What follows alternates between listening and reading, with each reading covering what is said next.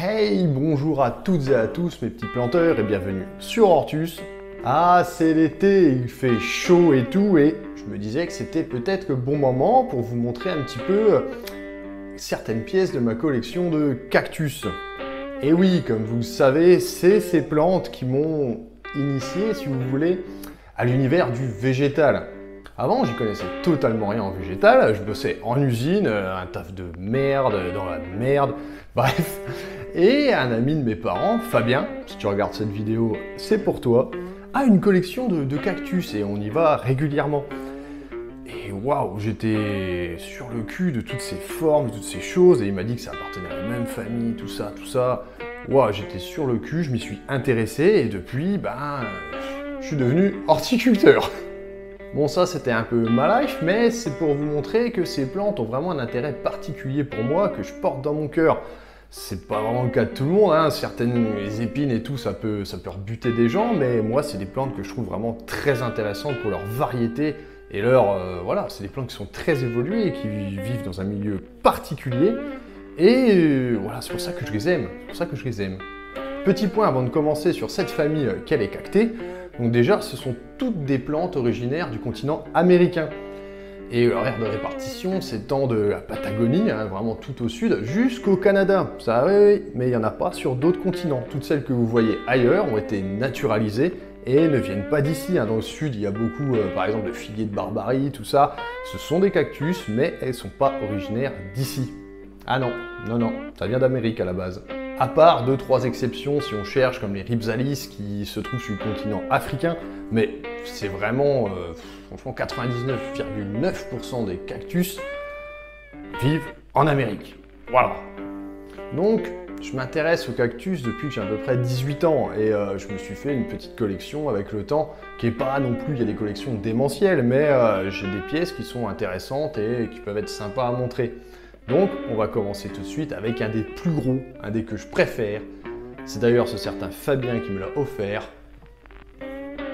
Ce magnifique, le Sternbergia principis. Ouais, il est gros, il est bicéphale, c'est-à-dire qu'il est vraiment très très vieux. Donc, je sais pas, on peut le dater à peu près à... Je sais pas, c'est une plante des années 90, début 90 je pense. Et il y a quelques petites tolles derrière. Donc c'est une plante monotypique, c'est-à-dire c'est le seul de son genre. Il n'y en a pas d'autre. C'est que le Sternbergia principis. Il provient du centre du Mexique, où il est relativement commun. Mais c'est quand même une plante assez sympa. Je ne l'ai pas en fleurs parce qu'il fleurit uniquement quand il fait vraiment très très chaud. Et d'ailleurs, il a fleuri qu'une seule fois depuis que je l'ai. Mais bon, je le trouvais intéressant et je l'aime beaucoup. On enchaîne avec des plantes beaucoup plus petites cette fois, ce sont les Astecium.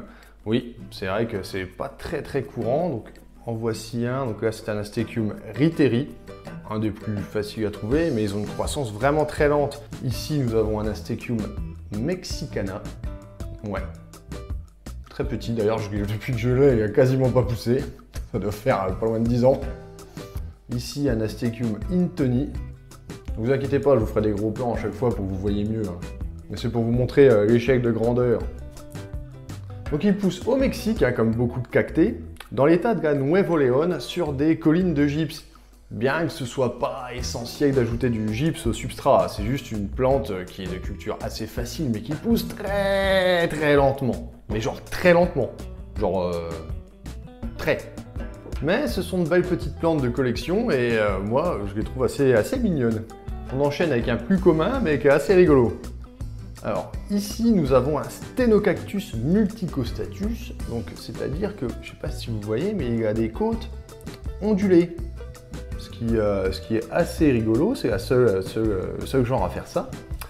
Et il est de culture très facile, hein. Franchement on trouve un peu de moins en moins. C'est vrai qu'avant on le trouvait fréquemment, maintenant j'en vois plus trop en jardinerie.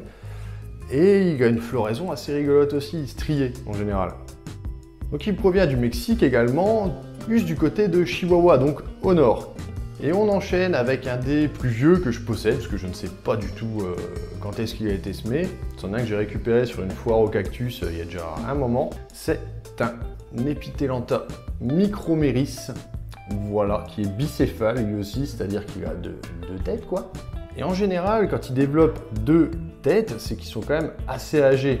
Et vu la taille qu'il fait, il est pas mal. Il est en floraison d'ailleurs, je sais pas si vous voyez, je vous montrerai un petit peu plus tard avec une macro. Et c'est vrai que c'est une plante que j'aime beaucoup, qui est d'ailleurs auto-fertile. C'est-à-dire qu'il n'a pas besoin d'avoir un autre à côté, il fait fleurs, fruits, il se débrouille tout seul. Voilà. Il pousse dans les sols calcaires du nord du Mexique, du Texas, de l'Arizona aussi, je crois bien. Et il est de culture assez facile. Cependant, comme tous les cactus, faut qu'il passe un hiver vraiment au sec. Vraiment sec. Donc on enchaîne avec un que j'ai récupéré il n'y a pas si longtemps, en l'occurrence l'année dernière, donc il n'est pas spécialement très gros ni très impressionnant, mais je le trouve original, c'est un Tephrocactus alexanderi. Donc voilà, ça ressemble à un Opuntia, c'est d'ailleurs un cousin éloigné, mais il pousse dans les Andes péruviennes à environ 4000 mètres d'altitude, donc c'est haut, c'est haut. Donc ça a une croissance beaucoup plus lente que l'Opuntia, qui fait une génération de raquettes par an. Lui, bon, il est un peu plus compact, un peu plus petit, et surtout, il a des articles ronds, voilà, pas plats. C'est ce qui fait la grosse différence. Donc on enchaîne avec des plantes d'un genre bien connu, d'ailleurs j'en avais fait une vidéo dessus, les Phaerocactus. Et on commence avec un sujet que j'ai semé en 2012, c'est un Phaerocactus glossescens, variété inermis.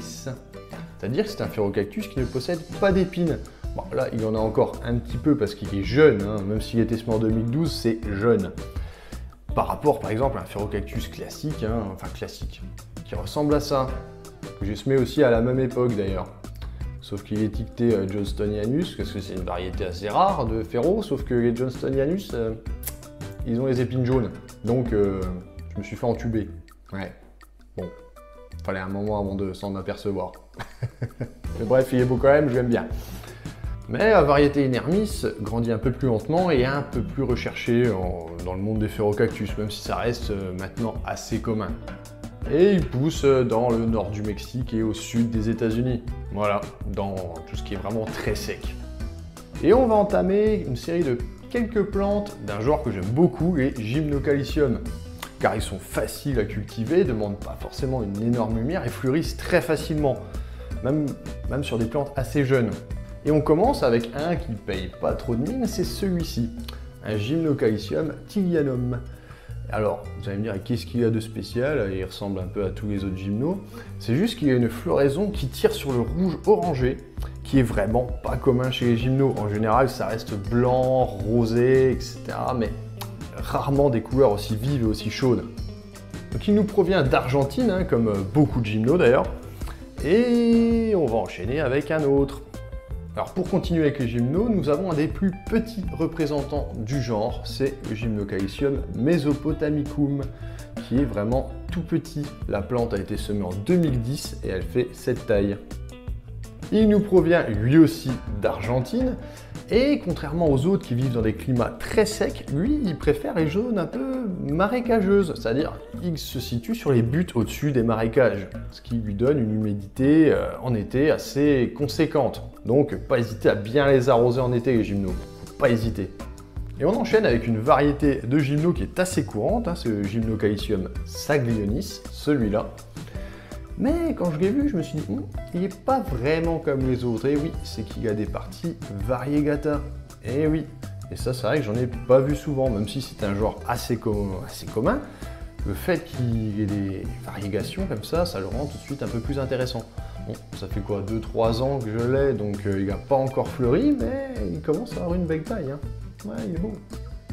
On enchaîne ensuite avec une plante un peu plus grosse que je possède déjà depuis un moment.